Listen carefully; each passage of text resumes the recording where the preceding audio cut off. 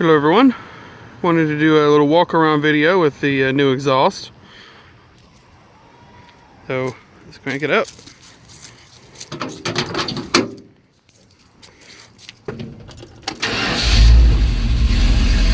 Cranks up fast.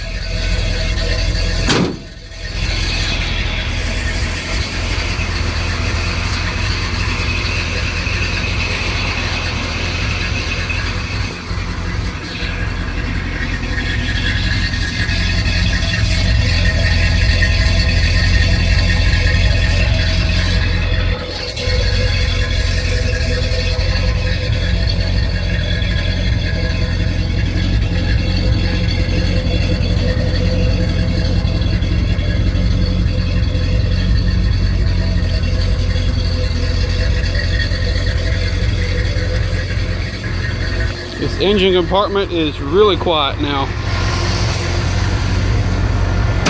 I got the exhaust on. I realized where the original choke goes right there was leaking, and I had to reseal it. But I got that resealed, and we're good.